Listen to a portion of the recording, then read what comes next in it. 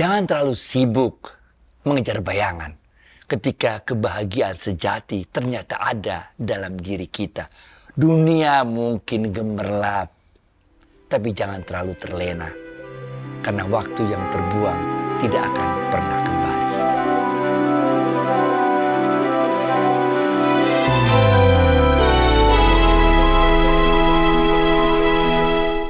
Assalamualaikum warahmatullahi wabarakatuh, sahabat Smart Skill School. Semoga kita semua selalu dalam lindungan Allah Subhanahu wa Ta'ala. Amin. Sahabat, kemarin malam sekitar jam 10-an saya keluar makan malam bersama istri di tenda-tenda pinggir jalan gitu. Nah, sambil menunggu makanan, kami didatangi seorang pengamen berusia 40 tahunan lah, namun dalam keadaan mabuk berat. Apa yang terjadi kemudian membuat hati saya bergetar. Yuk kita sambut Ustadz kita dulu.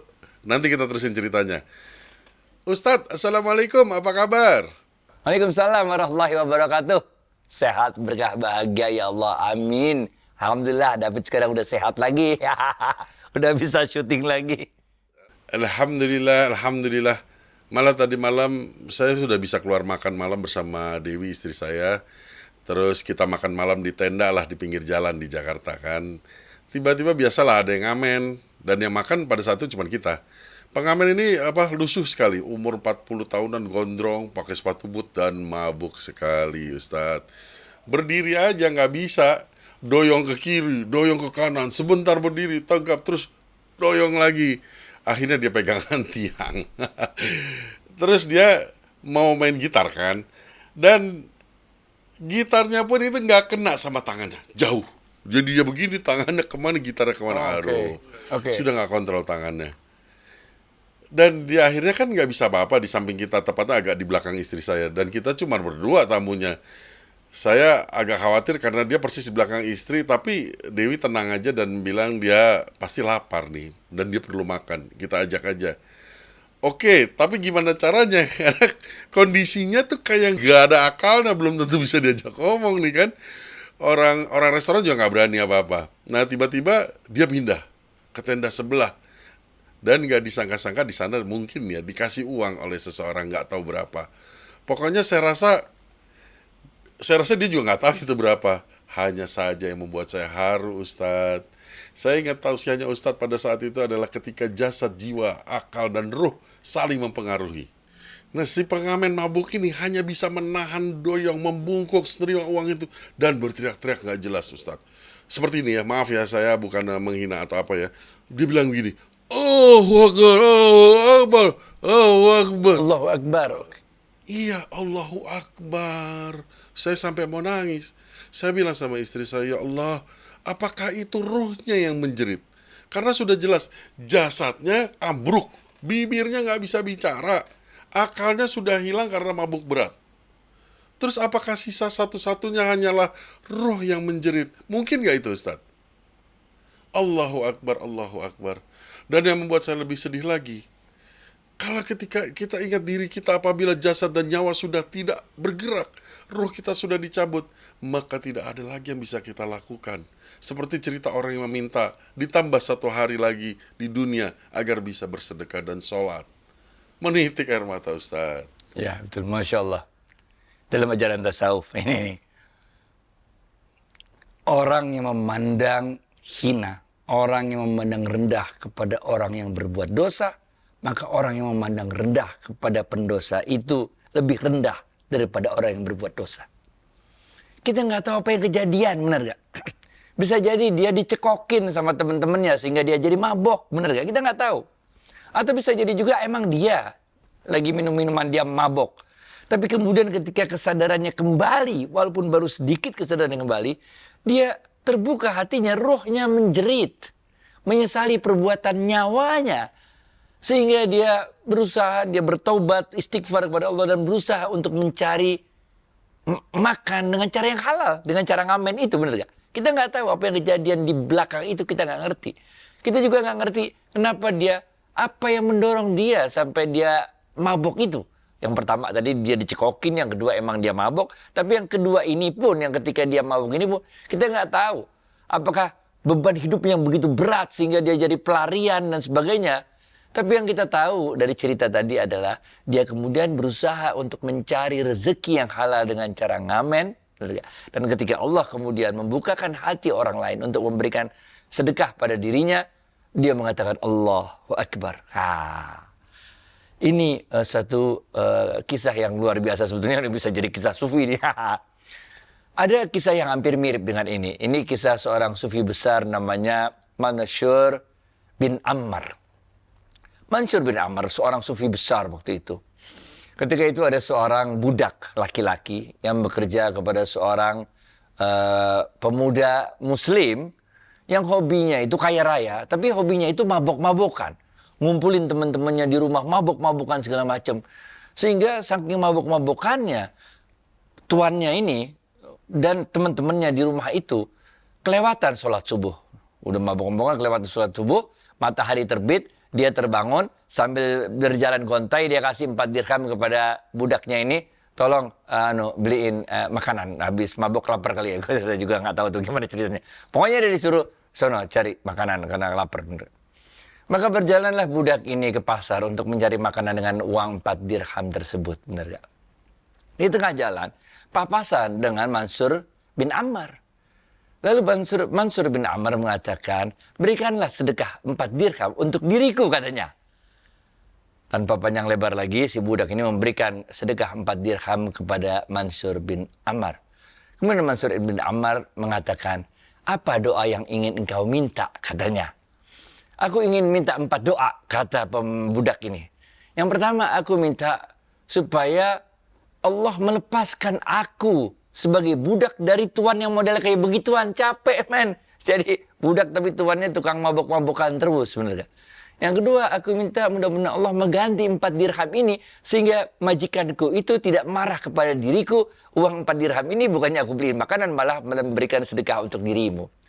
Yang ketiga, tolong doakan agar tuanku itu diberi hidayah oleh Allah sehingga dia bertobat, berhenti dari perbuatan maksiatnya mabuk-mabukan. Dan tolong doakan yang keempat, kata dia, tolong doakan agar Allah mengampuni diriku, mengampuni diri majikanku, mengampuni teman-teman majikanku, dan juga mengampuni dirimu, kata si budak ini. Dan kemudian Mansur bin Adam mengatakan, akan aku doakan, sekarang pulanglah engkau. Maka pulanglah budak ini ke rumahnya. Oh, itu majikannya udah nunggu lama segala macam. Lalu diceritakanlah bahwa di tengah jalan dia bertemu dengan Mansur bin Adam segala macam. Apa 4 doa yang kau ucapkan, yang diucapkan oleh Mansur bin Adam tersebut? Kata majikannya kan. Yang pertama doaku adalah, dia ulangin lagi tadi, benar gak? Yang pertama, aku minta agar Mansur bin Adam mendoakan agar aku dilepaskan sebagai budak, dimerdekakan sebagai budak dari majikanku ini, katanya. Maka majikannya ketika mendengar, aku bebaskan, aku merdekakan dirimu pada hari ini. Langsung, benar gak? Yang kedua, apa doamu, katanya?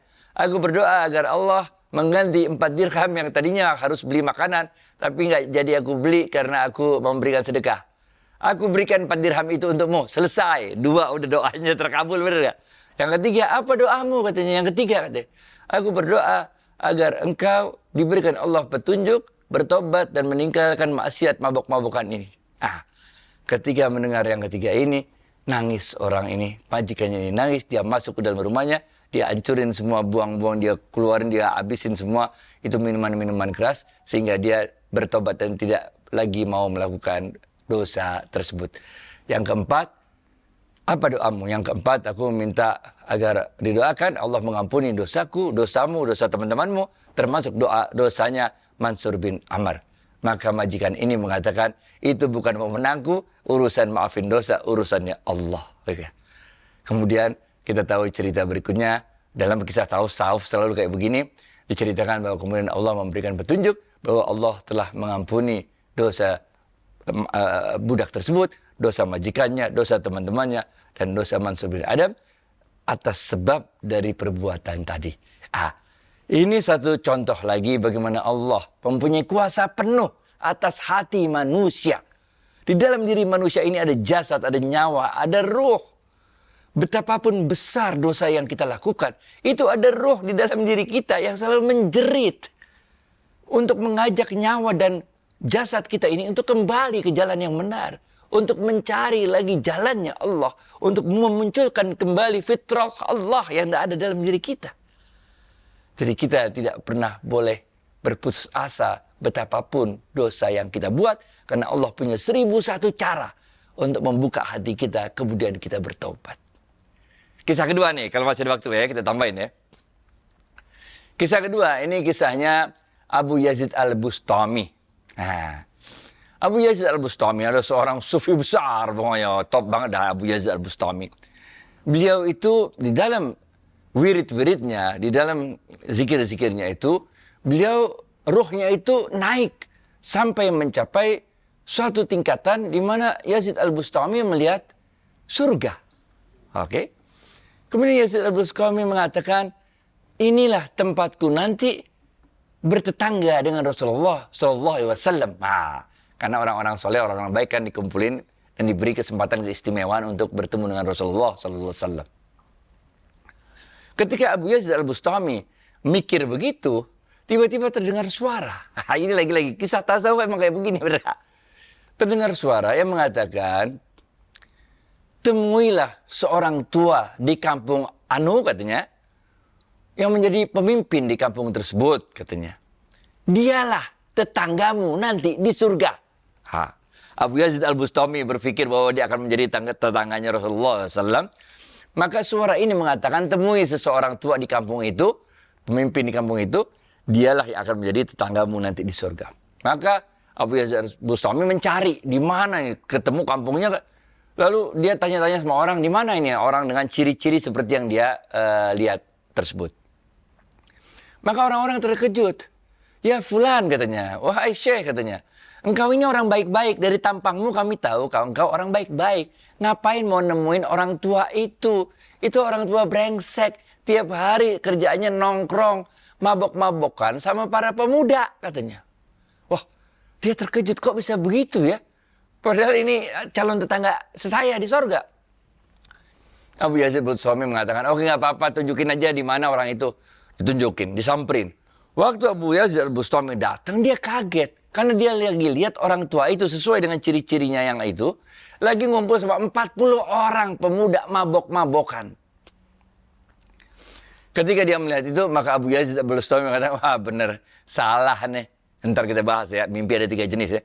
Abu Yazid mengatakan, salah nih. Berarti yang saya lihat itu salah nih. Ini pasti bisikan setan, bukan mimpi roh sebagaimana yang dari Allah, benar gak? Pas Abu Yazid Al-Bustami mau meninggalkan tempat itu, orang tua yang berkumpul dengan 40 orang pemuda yang mabuk-mabukan itu manggil, wahai Abu Yazid, kata dia, sini datang, engkau udah jauh-jauh nyari aku, apa sekarang kamu mau pergi, bahkan tidak memberikan salam padaku, tidak menegurku, tidak duduk bersamaku, padahal engkau jauh-jauh jalan kaki nyari-nyari aku, katanya. Abu Yazid Al-Bustami jadi kaget, lah kok bisa tahu, katanya. Ini gitu ya.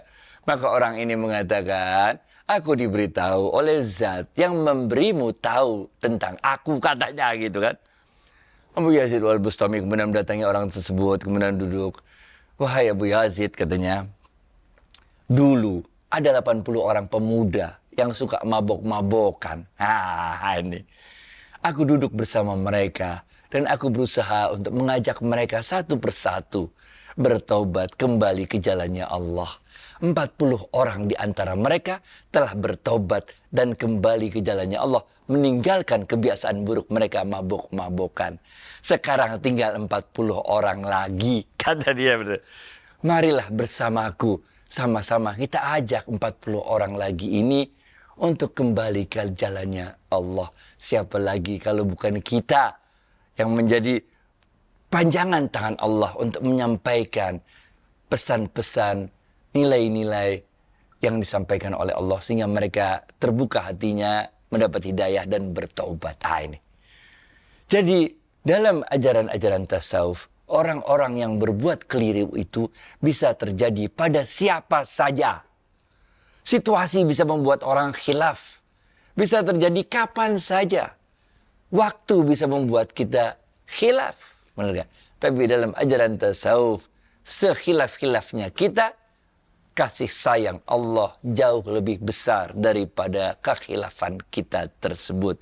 Allah mempunyai 1001 cara untuk membuat kita kembali terbuka hidayah hati kita. Kita kemudian kembali bertobat kepada Allah. Begitu juga dengan cerita David dan Dewi kemarin. Itu udah benar. Jangan pernah menganggap remeh kepada orang yang berusaha untuk mendapatkan rezeki yang halal. Walaupun mungkin mereka baru saja melakukan maksiat. Baik, David. Ustadz, terakhir. Lanjutan pertanyaan saya tadi mengenai ketika kita jasad jiwa raga sudah tidak bisa lagi bergerak dan roh diambil Allah. Apakah juga ada hubungannya dengan soal waktu yang kita sia-siakan dalam surat Wal Asri? Wal asri innal insana lafi khusrin. Demi waktu, kata Allah, sungguh manusia itu dalam keadaan merugi. Kecuali illal ladzina amanu wa amilus shalihat. Kecuali mereka-mereka yang beriman kepada Allah. Orang beriman itu bisa buat salah, bisa buat dosa, lazim, wajar, biasa. Kullu bani Adam khata'. Semua anak cucu Adam itu pendosa. Dan sebaik-baik pendosa adalah yang paling cepat taubatnya. Illal ladzina amanu. Selama kita punya iman. Walaupun orang beriman itu punya salah, buat salah, benar gak? Tapi kita cepat-cepat taubat. Illal ladzina amanu wa amilus shalihat. Dan orang-orang yang melakukan amal-amal soleh. Dalam Al-Quran disebutkan, ketika kita melakukan suatu kesalahan, satu dosa, kita istighfar, kemudian kita ikuti dengan perbuatan-perbuatan yang baik. Dalam Al-Quran disebutkan, innal hasanat yuzhibna sayyiat. Sungguh perbuatan baik yang engkau lakukan setelah perbuatan buruk yang engkau lakukan itu akan menutupi, perbuatan baik itu akan menutupi perbuatan-perbuatan burukmu. Illal ladzina amanu wa amilus shalihat wa tawassaw bil haq. Dan kita harus selalu saling mengingatkan. Namanya juga manusia, benar gak? Udahlah, jangankan ada setan, nggak usah pakai ada setan lah. Diri kita sendiri ada ini nafsu. Nafsu ini membuat kita buat dosa. Apalagi kalau setan bisik-bisikin, mudah. Itu sebabnya kita harus selalu wa tawassaw bil haq. Selalu saling mengingatkan dalam kebenaran, wa tawassaw bis sabr. Dan kita mengatakan sabar. Emang hidup berat. Benar gak? Emang hidup, waduh, tekanan hidup itu kadang-kadang bisa buat orang pening, benar gak? Sabar. Ini wa tawassaw bil haq, wa tawassaw bis sabr. Ini akan membuat kita selalu yakin dan dekat kepada Allah. Baik, David. Nah ini Ustadz, ada yang ketinggalan tadi nih. Persoalan macam-macam mimpi. Ini waktunya masih panjang apa gimana nih? 1 menit. Wah, 1 menit gimana nerang ini? Rasulullah SAW bersabda, ini hadis riwayat Imam Muslim. Di akhir zaman nanti, hampir tidak ada mimpi dari seorang muslim yang tidak terjadi. Wah, benar gak? Dahsyat gak? Sejujur-jujurnya mimpi adalah mimpi orang yang paling jujur di antara kalian.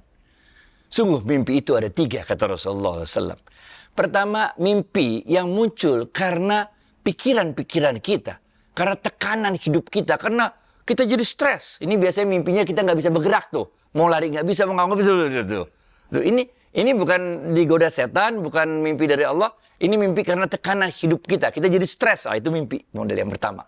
Yang kedua, kata Rasulullah SAW. Mimpi buruk. Nah, ingat kan kalau kita tidur itu ruh kita diangkat sama Allah kan. Sehingga di dalam jasad kita itu cuma ada nyawa, nggak ada ruh. Setan paling seneng godain. Nah ini mimpi jenis yang kedua.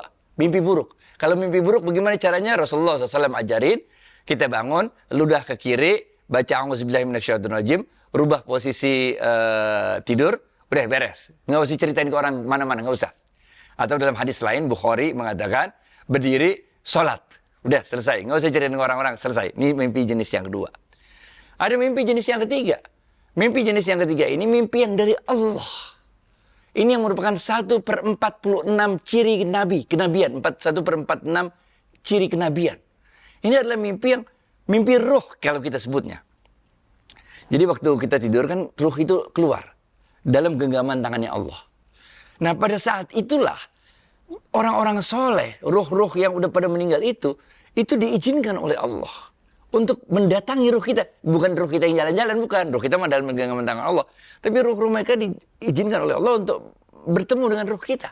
Ini mimpi-mimpi baik. Nah kalau kita mimpi-mimpi baik, ini yang berasal dari Allah, ini ada juga adabnya. Jangan ceritakan mimpi baik ini pada siapapun, kecuali mereka orang-orang yang engkau ceritakan mimpi baik ini, dia ikut gembira dengan mimpi baikmu. Nah benar gak? Karena kita khawatir kayak kisahnya Nabi Yusuf. Nah, ini. Jangan ceritakan, kata bapaknya. Kalau ceritakan nanti pada ngiri. Oh, nggak semua orang senang kalau orang lain senang. Ada orang yang sakit hati kalau ada orang lain senang. Jangan ceritakan. Kita diam aja, udah kita jalani. Jadi ada 3 jenis mimpi ini. Mudah-mudahan. Nah, ini tadi ceritanya ini si itu Abu Yazid Al-Bustami tadi kan. Jadi dia tadi ragu nih apakah ini mimpi jenis ketiga apa mimpi jenis kedua. Ternyata emang ini mimpi jenis yang ketiga. Baik tuh, Wid. Jadi kalau mimpi buruk itu kita harus menudar ke kiri ya Ustadz. Bisa marah istri saya nanti Ustadz. Jangan udah beneran itu maksudnya begitu loh. Wah, bener gak? Atau enggak pakai yang hadis Bukhari aja, bangun, sholat, tidur lagi. Nggak usah jadi gimana. Kalau mimpi buruk itu kita ceritain gimana-mana, kita menjadi corongnya setan. Kita menjadi speakernya setan untuk menyebarkan ketakutan. Paham nggak? Jangan. Udah, nggak apa-apa itu. Nggak ada pengaruhnya, kata Rasul. Baik, terima kasih Ustadz atas waktu dan tausiahnya. Assalamualaikum warahmatullahi Waalaikumsalam wabarakatuh. warahmatullahi wabarakatuh.